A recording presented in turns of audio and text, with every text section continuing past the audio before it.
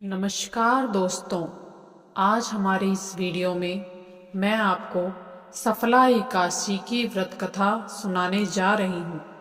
एक समय की बात है जब महाराज युधिष्ठिर भगवान श्री कृष्ण से अत्यंत महत्वपूर्ण प्रश्न पूछते हैं। हे जनार्दन, पौष माह के कृष्ण पक्ष में कौन सी एकादशी आती है और किस प्रकार इस एकादशी के व्रत का पालन करना चाहिए? कृपया इसके बारे में विस्तार से बताइए। युधिष्ठिर महाराज की बात सुनकर भगवान केशव बोले, धर्मराज युधिष्ठिर, पौष मास के कृष्ण पक्ष में आने वाली एकादशी का नाम सफला एकादशी है। इस एकादशी के दिन भक्तों को भगवान नारायण के विग्रह की पूजा अर्चना करनी चाहिए।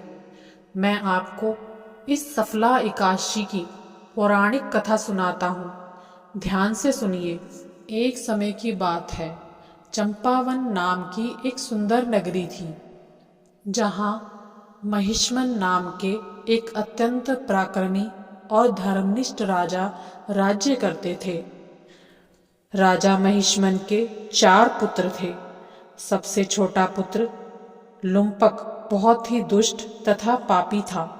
वह राज्य के धन को अनाप शनाप खर्च करता था।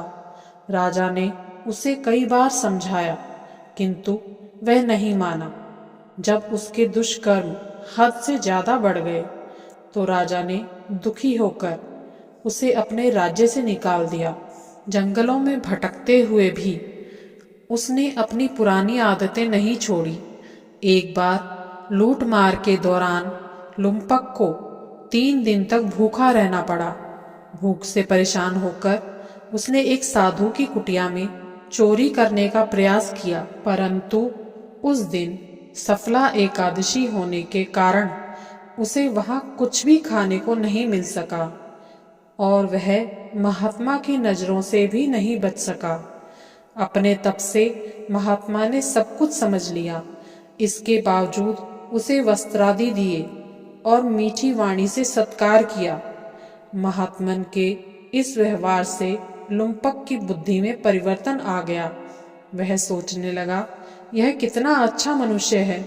मैं तो इसके घर चोरी करने आया था, परंतु इसने मेरा आदर सत्कार किया। मैं भी तो मनुष्य हूँ, मगर कितना दुराचारी और पापी हूँ। उसे अपनी भूल का एहसास हो गया। वह क्षमा याचना करता हुआ साधु के चरणों में गिर पड़ा तथा उन्हें स्वयं ही सब कुछ सच सच बता दिया। तब साधु के आदेश से लुम्पक वहीं रहने लगा। वह साधु द्वारा लाई हुई भिक्षा से जीवन यापन करता। धीरे धीरे उसके चरित्र के सारे दोष दूर हो गए। वह महात्मा की आज्ञा से एकादशी का व्रत भी करने लगा। जब वह बिल्कुल बदल गया तो महात्मा ने उसके सामने अपना असली रूप प्रकट किया। महात्मा के वेश में वह महाराज महिष्मन ही थे। पुत्र को सद्गुणों से युक्त देखकर वे उसे राजभवन ले आए और उसे राजकाज सौंप दिया।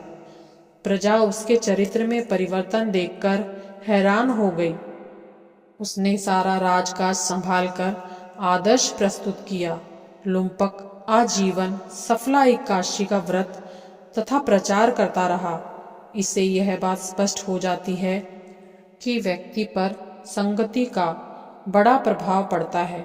दुष्टों की संगति ने उसे दुष्ट बना दिया था, लेकिन महात्मा की संगति के कारण वह महात्मा ही बन गया।